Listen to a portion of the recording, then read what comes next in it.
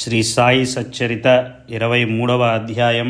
శ్రీ గణేశాయ నమః, శ్రీ సరస్వత్యై నమః, శ్రీ గురుభ్యో నమః, శ్రీ కులదేవతాయై నమః, శ్రీ సీతారామచంద్రాభ్యాం నమః, శ్రీ సద్గురు సాయినాథాయ నమః. జీవుడు వాస్తవానికి త్రిగుణాతీతుడు, కానీ మాయామోహితుడై తన సచ్చిదానంద స్వరూపాన్ని మరచిపోయి శరీరమే తాను అని అనుకుంటాడు. ఆ శరీరాభిమానంతో నేను కర్తను, నేను భోక్తను అని తలచి అనర్థమైన జనన మరణ పరంపరలో పడి బాధపడతాడు. వాని నుండి బయటపడే మార్గాన్ని ఎరుగడు. గురువు పాదాల యందు ప్రేమపూర్వకమైన భక్తియోగమే అనర్థాలను ఉపశమింపచేసే మార్గం.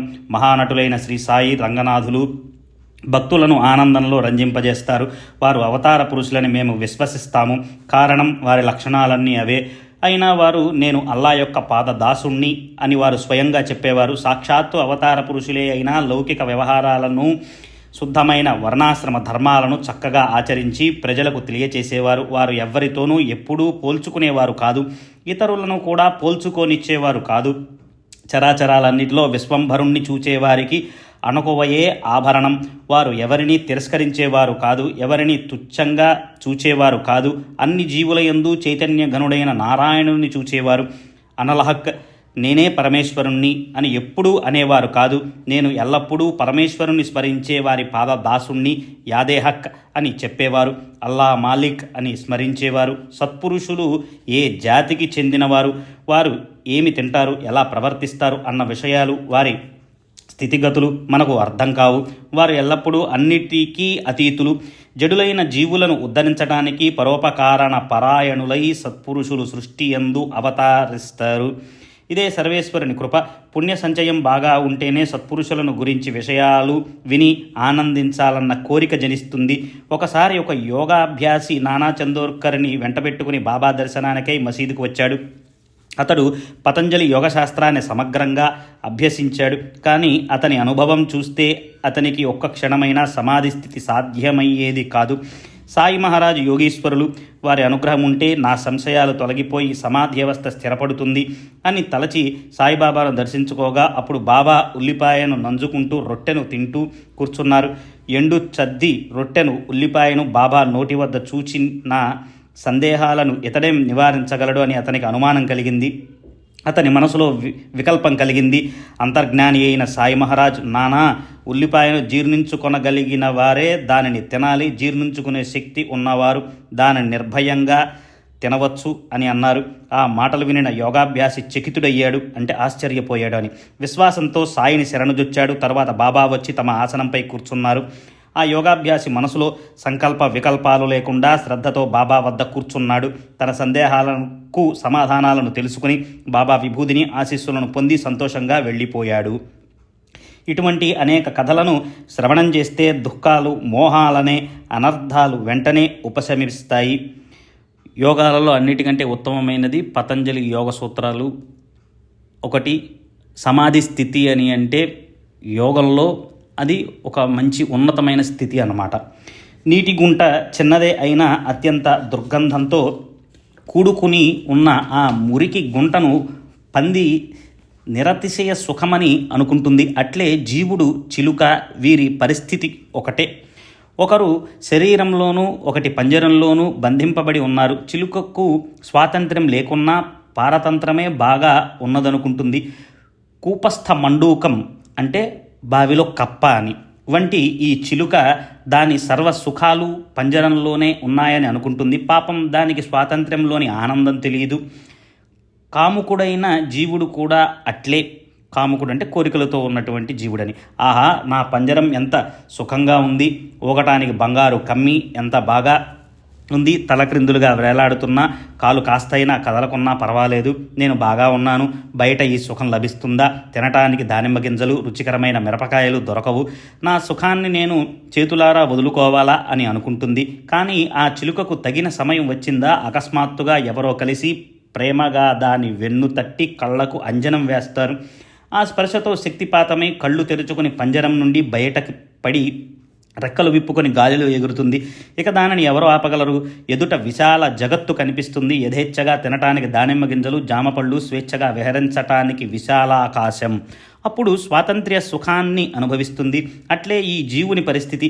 ఈశ్వరానుగ్రహం, సద్గురు ప్రాప్తి రెండూ లభిస్తే బంధం విడిపోయి స్వాతంత్ర్య సుఖాన్ని అనుభవిస్తాడు. భావికులైన శ్రోతలారా, ఇప్పుడు కాసేపు ప్రేమ రసభరితమైన కథను వింటారా? గత అధ్యాయంలోని చమత్కారం బాబా మిరికరును శ్యామాను తోడుగా ఇచ్చి చితలీ పర్యటనకు పంపారు. బాబా భవిష్యత్ జ్ఞానంతో పాము ద్వారా కలిగే విఘ్నాన్ని తెలుసుకొని మిరికరుకు ఆ సమయానికి జరగబోయే ఆపదను చక్కగా సూచించారు. సూచన మాత్రమే కాదు, మిరికరు వద్దన్నా అతని వెంట నివారణోపాయంగా శ్యామాను బలవంతంగా పంపి అతనికి ఆ కష్టం నుండి కాపాడారు. భక్త కళ్యాణ తత్పరుడైన బాబా అలా బాలాసాహెబు మిరికర్ గండాన్ని తప్పించి విచిత్రమైన అనుభవాన్ని కలుగచేశారు.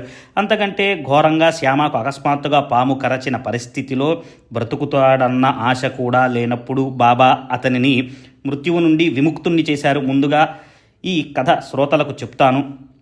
ఇది కూడా ఒక బాబా లీల. పాము కాటు వేసినప్పుడు బాబా ఏం ఉపాయం చేశారో చూడండి. సుమారు 7 గంటలప్పుడు శ్యామ చిటికెన వ్రేలిని పాము ఎకాయకి కాటేయగా అక్కడ విషం వలన మంట, భరించలేనంత అత్యంత వేదన, ప్రాణాంతకం వంటి ఆ బాధకు మాధవరావు భయభీతుడై తనలో చింతించసాగాడు. అతని శరీరం ఎర్రబారింది. ఆప్తులు, స్నేహితులు అందరూ కలిసి వీరోబా వద్దకు పద అని అన్నారు. అతనికి ప్రాణ అపాయంలో పడి ఉంది.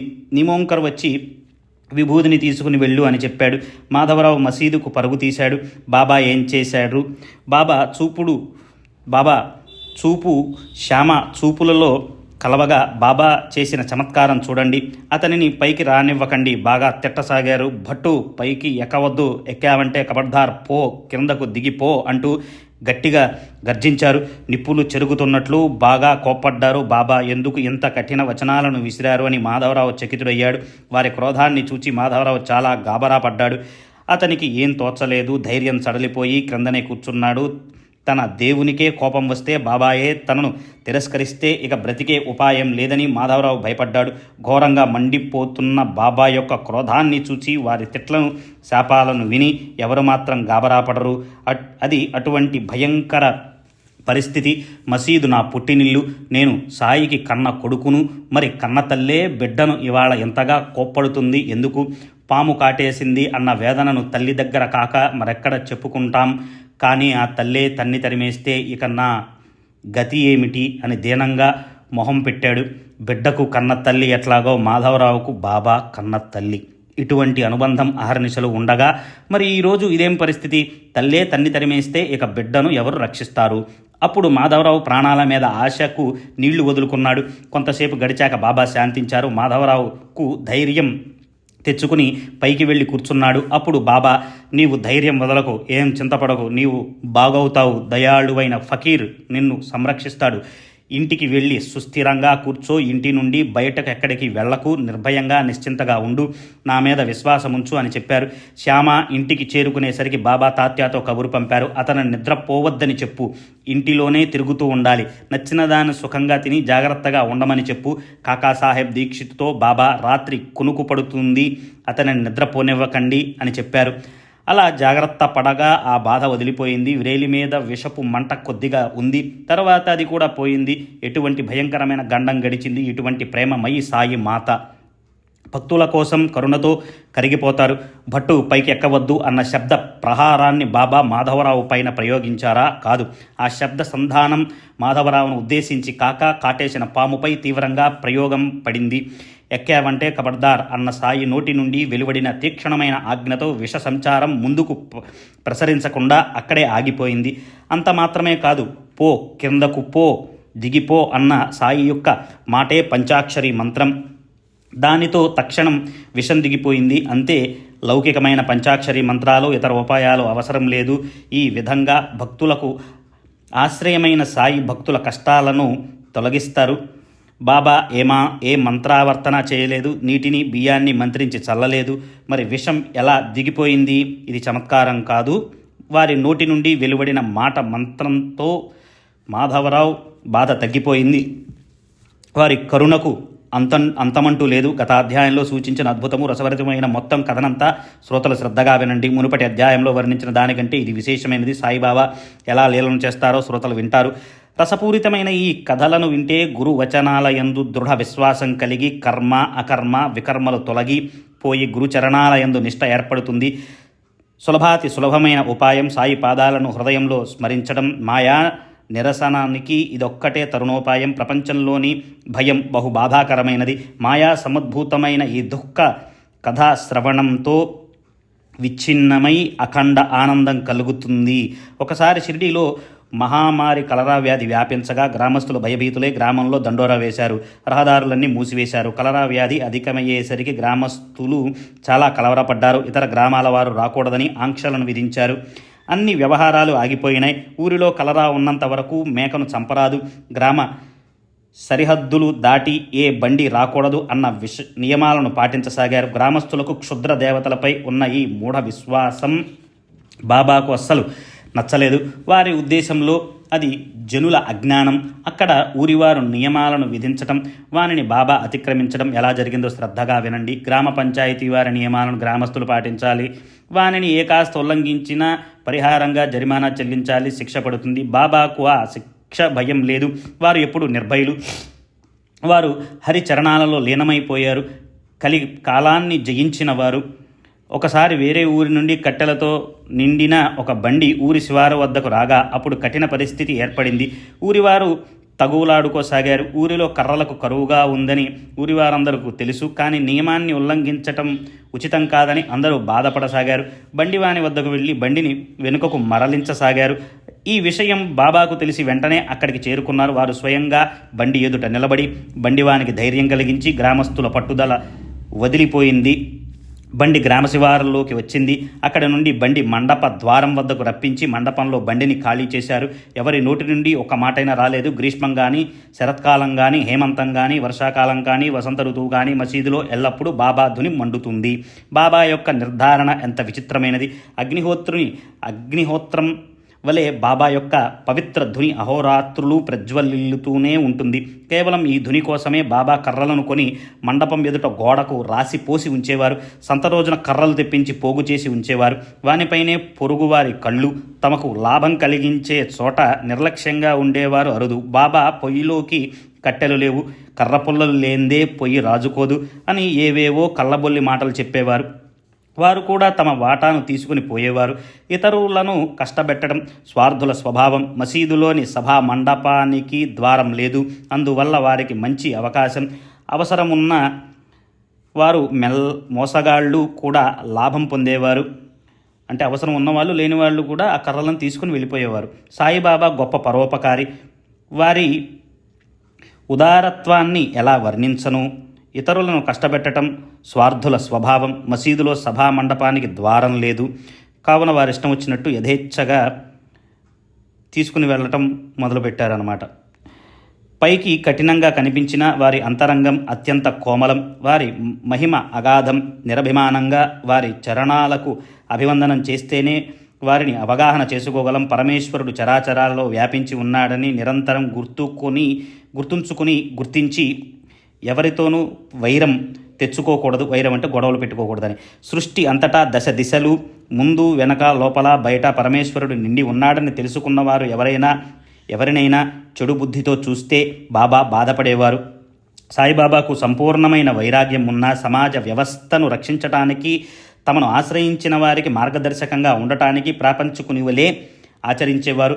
ఈ మహాత్ముని నమ్రతను వింటే ఆశ్చర్యం కలుగుతుంది. భక్తుల ఎడ వారి ప్రేమ కనిపిస్తుంది. వారి అవతారం సార్థకం. వారి హృదయంలో దీనుల ఎడల అమితమైన వాత్సల్యం. వారికి వినమ్రత చాలా ఇష్టమని కోటానుకోటి అనుభవాలను చెప్పవచ్చు. వారు ఉపవాస తపవాసాలను ఎన్నడూ చేసి ఎరుగరు. హఠయోగాది సాధనలతో శ్రమించేవారు కాదు. రుచిగా కమ్మగా కావాలని ఎన్నడూ కోరుకునేవారు కాదు. ఆహారాన్ని కొంచెంగానే సేవించేవారు. కొన్ని ఇళ్లకు నియమంగా వెళ్ళి చద్దివో ఎండివో రొట్టెలను అడుక్కునేవారు. ఇదే వారి నిత్య భిక్ష. వారు జిహ్వను అదుపులో ఉంచేవారు. వారు జిహ్వ యొక్క కోరికలను తీర్చేవారు కాదు. మృష్టాన్నాలను ఆశించేవారు కాదు. ఏది లభించినా లభించకపోయినా సంతుష్టపడేవారు. అలా ప్రాణధారణను చేసుకుంటూ నిరభిమానంగా ఉంటూ జ్ఞానానికి మోక్షానికి సాధనమైనట్టి ఈ శరీరాన్ని రక్షించుకునేవారు. వారి శాంతియే వారి భూషణం. వారి మూలాలు అలంకరణలు, మాలలు, విభూది మరియు చందన చర్చనలు అవసరం లేదు. శ్రీ సాయి పూర్ణ పరబ్రహ్మ, అతి పావనము, బోధదాయకము, భక్తి ప్రధానము అయిన ఈ ఆఖ్యానాలను శ్రద్ధగా శ్రవణం చేసి వారి మాయా భ్రమ తొలగిపోతుంది. భావార్థులైన శ్రోతలు జతగూడినప్పుడు సాయి యొక్క నిధి తెరుచుకుంటుంది. వ్యర్థంగా కుతర్కం చేసేవారికి ఇది అర్థం కాదు. అమాయక భక్తులు ఆ ప్రేమను అనుభవించగలరు. ఇక తర్వాతి కథానుసంధానం. శ్రోతలు ఏకాగ్ర మనసులతో వింటే ప్రేమ ఉప్పొంగి కళ్ళలో ఆనందాశ్రువులు నిండుతాయి. బాబా చాతుర్యం ఎంతటిది! వారి యుక్తి ప్రయుక్తులతోలోని మర్మాన్ని సద్భక్తితో తెలుసుకున్నవారు తరచూ అనుభవాలను పొందుతారు. ఈ సాయి చరిత్ర పీయూష పానం. దానిని శ్రద్ధగా ఆదరించి గురుచరణాలలో మనసు నుంచి కథానుసంధానాన్ని వినండి. ఈ కథ అపూర్వమైన ఆనంద రస భోజనం. దీనిని సేవించేటప్పుడు శ్రోతలు త్వరపడకూడదు. రకరకాల పదార్థాలతో విశిష్టతను యథేచ్ఛగా చవి చూడాలి. కట్టెల బండి కథ చాలు. అంతకంటే విలక్షణమైన మేక కథా వృత్తాంతాన్ని వింటే శ్రోతలకు ఆశ్చర్యం, గురుభక్తులకు ఆనందం కలుగుతుంది. ఒకసారి ఒక తమాషా జరిగింది. ఎవరో మరణానికి సిద్ధంగా బక్క చిక్కి ఉన్న ఒక మేకను తెచ్చారు. దానిని చూడటానికి జనం వచ్చారు. యజమాని గాని ఏం దిక్కు మొక్కు లేని వారిని రక్షించేవారు సాయి మాత. బలహీనులు, రోగగ్రస్తులు, దుఃఖితులు మసీదులో సేద తీర్చుకుంటారు. మేకను తెచ్చినప్పుడు బడే బాబా దగ్గరే ఉన్నాడు. ఒక్క దెబ్బతో దీనిని చంపేసి బలి ఇవ్వు అని బాబా అతనితో చెప్పారు. ఈ బడే బాబా ఎంత గొప్పవాడు! బాబాకు కుడి చేతి వైపు కూర్చునేవాడు. ఇతడు ముందు చిలుము పీల్చిన తర్వాత బాబా చిలుము సేవించేవారు. బడే బాబా లేకుండా బాబా ఏ పని చేసేవారు కాదు. అతడు భోజనం చేయకుండా బాబా భోజనం చేసేవారు కాదు. ఒకసారి దీపావళి వంటి పండుగ రోజున పళ్ళాల నిండా పక్వాన్నాన్ని వడ్డించారు. పంక్తిలో అంతా తమ తమ స్థానాల్లో కూర్చున్నారు. బడే బాబా అలిగి వెళ్ళిపోయాడు. బడే బాబా పంక్తిలో లేకుండా సాయిబాబా అన్నం తినరు. సాయిబాబా ఆహారం తీసుకోకపోతే ఇతరులెవరో తింటారు.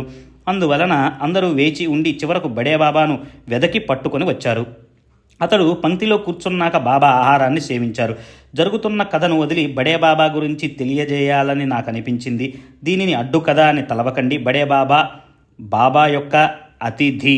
భోజన సమయానికి సభామండపంలో బాబా పిలుపు కోసం చెవులు అటే ఉంచి క్రింద కూర్చునేవాడు. రెండు వైపులా 2 పంక్తులుంటే మధ్య భాగంలో బాబా విరాజమానులయ్యేవారు. బాబాకు ఎడమవైపు బడే కాకా స్థలం ఖాళీగా ఉండేది. నైవేద్యాలన్నీ పళ్ళాలలో వడ్డించాక ఆ పళ్ళాలను పంక్తిలో పెట్టాక భోజన సమయం రాగా భోజనం చేసేవారు. తమ తమ స్థానాలలో కూర్చునేవారు. అప్పుడు బాబా స్వయంగా పరమ ఆనందంగా ఉచ్చస్వరంతో బడేమియా అని పిలవగా అతడు వెంటనే వందనం చేస్తూ పైకి వచ్చేవాడు.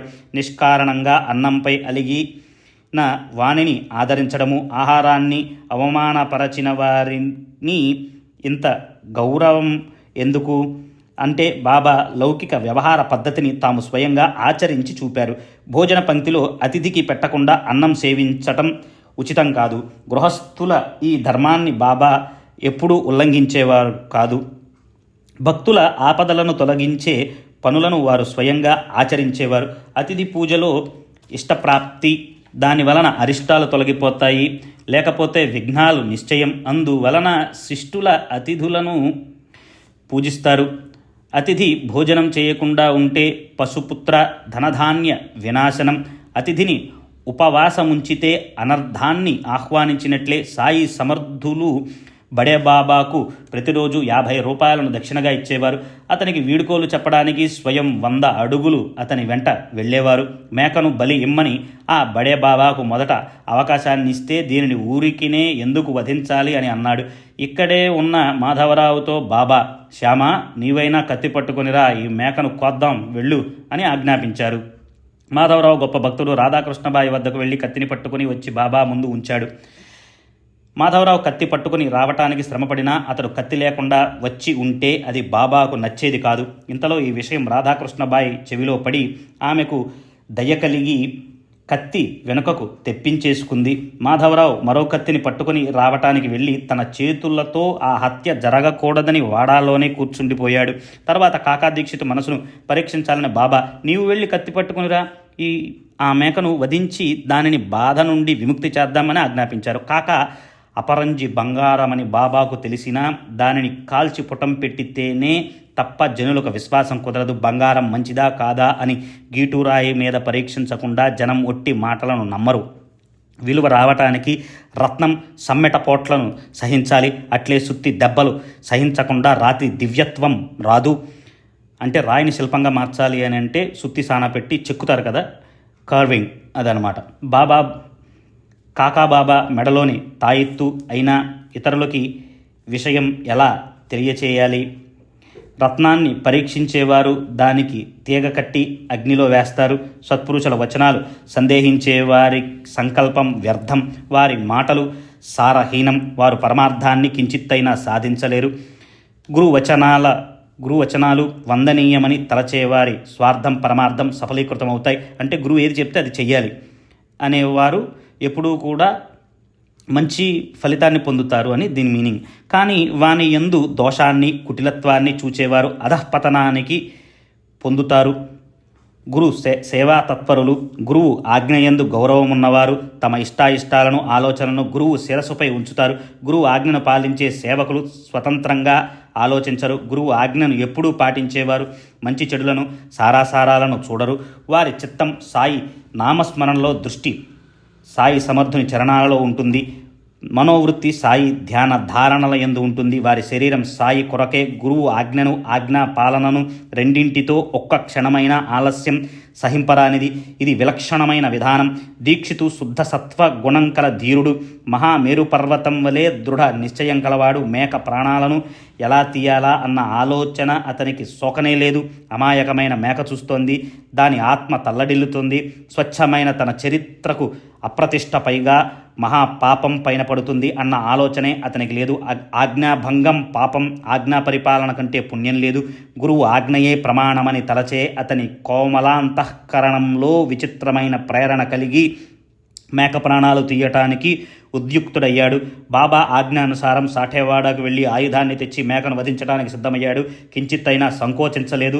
గురువు ఆజ్ఞా పరిపాలనే వీరుల లక్షణమని తలచి మనసును దృఢం చేసుకుని కత్తిని చేతపట్టాడు.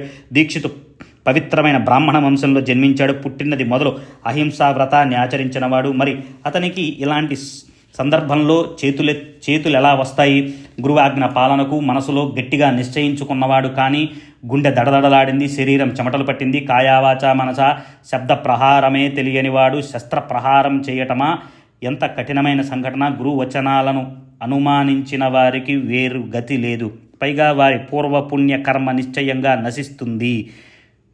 గురువు ఆజ్ఞా పరిపాలనే భూషణాలతో భూషణం. శిష్యుని అర్హతకు ఇదే గుర్తు. గురువు ఆజ్ఞ ఉల్లంఘన మహాపాపం. గురువు ఆజ్ఞను ఒక్క క్షణమైనా ఆలస్యం చేయకుండా పాటించాలి. అలా చేయటంలో సందేహించేవాడు దౌర్భాగ్యుడు, కొమ్ములేని నర పశువు. గురువు ఆజ్ఞను పాటించటానికి ముహూర్తాలు, శుభాశుభాలు ఇప్పుడు తర్వాత అన్నవి అవసరం లేదు. ఏమీ ఆలోచించకుండా వెంటనే ఆజ్ఞను పాలించేవాడు వివేకి. అలా కాక ఆలస్యం చేసేవాడు దౌర్భాగ్యుడు.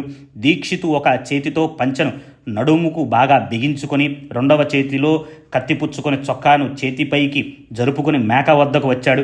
ఇదేం విచిత్రం కాక, మనసులో కోమలత్వం ఎక్కడికి పోయింది అని గ్రామస్తులు ఆశ్చర్యపడ్డారు. ముసల్మాన్ మాంసాహారి అయిన ఫకీర్ బాబా మేకను చంపటానికి వెనకాడి కత్తిని పట్టుకోనప్పుడు కాకా ఎలా సిద్ధమయ్యాడు?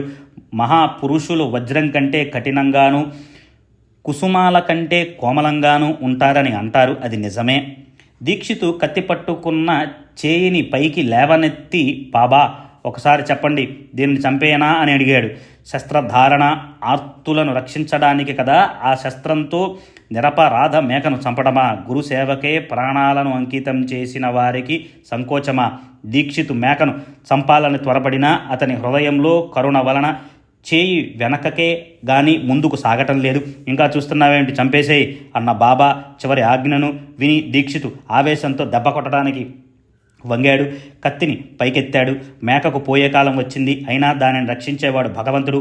అతని దయ తక్షణం దానికి ప్రాప్తించింది. ఇప్పుడు కాకా తప్పక వధించేసేలా ఉన్నాడని అపాయాన్ని గ్రహించిన సాయి మాత, వద్దులే ఊరుకో, బ్రాహ్మణుడవైన ఇంత కఠోరంగా హింస చేయటానికి సిద్ధమయ్యావు, నీ మనసుకు ఆలోచనే లేదా అని అడిగారు. ఈ మాటలను దీక్షిత్ కత్తిని పడేశారు. అందరికీ ఆశ్చర్యం కలిగింది. మేకకు ప్రాణదానం జరిగింది. గురుభక్తి శిఖరాన్ని అధిష్ఠించింది. ఇప్పుడు కాక కత్తి పడేసి ఏమన్నాడో వినండి. బాబా, మీ అమృత వచనాలు మాకు ధర్మశాసనం. మేము రెండో ధర్మాన్ని ఎరుగం. మాకు సిగ్గు లజ్జ లేవు. గురువచనా పాలనే మా కర్తవ్యం. ఇదే మాకు వేదం. గురువు ఆజ్ఞా పరిపాలనే శిష్యుల శిష్యత్వం. అదే వారి భూషణం. అలా కాక గురువు ఆజ్ఞను ధిక్కరించటం దోషం. సుఖమైనా కష్టమైనా మాకు ఫలితంపై దృష్టి లేదు. విధి ప్రకారం జరిగేది జరుగుతుంది. మా గురించిన చింత పరమేశ్వరునికే. మాకు తెలిసిందల్లా ఒక్కటే, మీ స్వరూపాన్ని కళ్ళల్లో నింపుకొని ఎల్లప్పుడూ మీ నామాన్ని ధ్యానించటం. అహర్నిశలు మీ ఆజ్ఞ కింకరులమై ఉండటం. హింస అహింస మేమెరుగం, మాకు తెలియదు. మమ్ము తరింపచేసేవి సద్గురు చరణాలు. గురువు ఎందుకొరకు ఆజ్ఞాపించారని మేము ఆలోచించం. ఆజ్ఞాపాలనే మా కర్తవ్యం. గురువు ఆజ్ఞ స్పష్టంగా తెలిసాక యుక్తాయుక్తాలను ఇష్టాయిష్టాలను ఆలోచించే శిష్యులు సేవాభ్రష్టులై నష్టపోతారు. గురువు ఆజ్ఞను ఉల్లంఘించడం జీవుని అధఃపతనం. గురువాజ్ఞ పరిపాలన ముఖ్యమైన ధర్మాచరణ. మనసు గురుచరణాలలో ఉండాలి. ప్రాణాలు ఉండని పోని మాకు గురువు ఆజ్ఞయే ప్రమాణం. దాని ఫలితం గురువుకు తెలుసు. మేము మంచి చెడులను ఎరుగం, మాకు తెలియదు. స్వార్థం పరమార్థం ఎరుగము, తెలియదు. ఒక్క గురు కార్యార్థం జీవించడమే మాకు తెలుసు. ఇదే మా పరమార్థం. గురువు మాటకు విధి నిషేధాలు ఉండవు. గురువు ఆజ్ఞాపించిన కార్యమే శిష్యుని లక్ష్యం. శిష్యుని కష్టాలు గురువు శిరస్సుపై ఉంటాయి. మేము మీ ఆజ్ఞను దాసులం. యోగ్యాయోగ్యాలను ఆలోచించం. అవకాశం వచ్చినప్పుడు ప్రాణాలు సైతం వెచ్చించైనా గురువు వచనాలను పాటిస్తాం అని చెప్పాడు. కరుణ స్వభావం గల అతని మనసు పాషాణంలా కఠినంగా కాగా కసాయి కూడా సాహసించని పనిని బ్రాహ్మణుడై కూడా చేయటానికి సిద్ధమయ్యాడు. ఇదంతా శ్రోతలు నమ్మటానికి కష్టమనిపిస్తుంది, కానీ ఇది సద్గురువు చేసిన గారడి అంటే మ్యాజిక్ అని. గురువు వచనాలను ఒక్కసారి పాటిస్తే అందులో రహస్యం తెలుస్తుంది. ఒక్కసారి గురువును ఆశ్రయించిన వారి చరణాల యందు సంపూర్ణ విశ్వాసం ఉంచితే చాలు. ఇక శిష్యుని చింత గురువుది. ఇక ఏ శ్రమ చేయవలసిన అవసరం లేదు. అతని బాధ్యత గురువుదే కనుక ఎల్లప్పుడూ గురువు పాదాలను విశ్వసించే వారికి ఏ భయము ఉండదు. అతని ఆత్మవిశ్వాసం గురువే. ఒడ్డుకు చేర్చేవారు గురువే. ఉత్తమ, మధ్యమ, అధమ అని శిష్యులు 3 రకాలు ఉంటారు. అంటే top end, mid variant, high end అని. ఒక్కో రకాన్ని సంక్షిప్తంగా తెలియచేస్తాను. గురువు యొక్క మనోభీష్టాన్ని తెలుసుకొని వారి ఆజ్ఞ కోసం ఆగక, వారు చెప్పక ముందే దానిని వెంటనే పాటించడం ఉత్తమ శిష్యుని లక్షణం. గురువు ఆజ్ఞను తూచా తప్పకుండా అక్షరం ఆలస్యం చేయకుండా పాటించేవారు మధ్యమ శిష్యులు. గురువు ఆజ్ఞాపించినప్పుడు చేస్తానంటూ జాప్యం చేస్తూ అడుగడుగున పొరపాటు చేయటం అధమ శిష్యుని లక్షణం. గురువు వద్దే ఉన్న అంతరంగంలో నిత్యానిత్య వివేకం, పరమ వైరాగ్యం లేకపోతే గురువు వారిని ఎలా అనుగ్రహిస్తారు? నిరంతరం గురు చరణాలను ఆశ్రయించి ఉన్న వారి కోరికలను ఆప్తబంధువైన పరమేశ్వరుడు తీర్చి వారిని నిష్కాములుగా, వారి మనసులను నిశ్చలంగా మారుస్తాడు. నిస్వార్థమైన శ్రద్ధ, ప్రబలమైన ప్రజ్ఞానం, దృఢమైన సహనం ఉంటే పరమార్థం నిశ్చయం. ఇక్కడ హఠయోగం, ప్రాణాయామం, సమాధి వగైరా అవసరం లేదు. ఈ సాధనలన్నీ మనకు అర్థం కానివి. శిష్యుడు బాగా శిక్షణ పొందితే ఇక సద్గురువు యొక్క అనుగ్రహం పొందటానికి ఏం ఆలస్యం ఉంటుంది? గురువు ఎల్లప్పుడూ వారి కరుణను ప్రసాదించటంలో తత్పరులై ఉంటారు. సగుణ సాక్షాత్కారాన్ని భక్తులు మాత్రమే అనుభవిస్తారు. భావికులకు భక్తి కలుగుతుంది. ఇతరులు మనసులలో డాంబికం. తర్వాత బాబా కాకాతో ఈ నీళ్ల డబ్బా పట్టుకో, నేను ఇప్పుడు హలాల్ చేసి దీనికి సద్గతి కలిగిస్తాను అన్నారు. అసలే ఆ మేక చావుకు సిద్ధంగా ఉంది. అక్కడే దగ్గరలో తకియా ఉంది. ఫకీర్ బాబాకు సమయానికి సరిగ్గా ఒక ఆలోచన తట్టింది. ఆ మేకను తకియాలో వధించడానికి బాబా అనుమతిని తీసుకున్నాడు. కానీ అక్కడ నుండి తీసుకుని వెడుతుంటే మేక దారిలోనే చచ్చిపోయింది. మేక చావటం తప్పదని అందరికీ తెలుసు. ఆ విషయాన్ని గ్రహించి సరైన సమయంలో బాబా లీలను చూపించారు. సద్గురువును శరణుజొచ్చిన వారు సద్గురువు స్వరూపులైపోతారు. సైంధవం సాగరంలోనికి స్నానానికి వెళితే అది మరల బయటకు రాగలదా? అంటే ఇసుక బొమ్మ సముద్రంలో స్నానానికి వెళ్తే అని. సైంధవం అంటే ఉప్పు. ఈ జగత్తులో సుఖదుఖాలను అనుభవించే భోక్త జీవుడు, ప్రపంచంలో సుఖదుఖాలను ప్రసాదించేవాడు పరమేశ్వరుడు. కానీ మోక్షప్రదాత ఒక్క సద్గురువే. వారు ఆత్మైక్యతను నిధి. సద్గురువు హృదయంలో దయ కలిగితే వారు దివ్య దృష్టిని ప్రసాదిస్తారు. దానితో సకల సృష్టి ఒక్కసారిగా మాయమైపోతుంది. హేమాడ్ పంత్ సాయి చరణాలకు శరణుజొచ్చి శరీరాభిమానాన్ని వదిలి వేసి బాబా నన్ను నిరభిమానంగా ఉంచండి అని ప్రార్థిస్తున్నాడు. తర్వాత 2 అధ్యాయాలలో పరిహాసాలతో సాయి మహారాజ్ తయారు చేసిన హాస్య రస భోజనంలోని విశేషాన్ని గ్రహించండి. పైకి వినోదంగా కనిపించినా అది అత్యంత జ్ఞానదాయకం.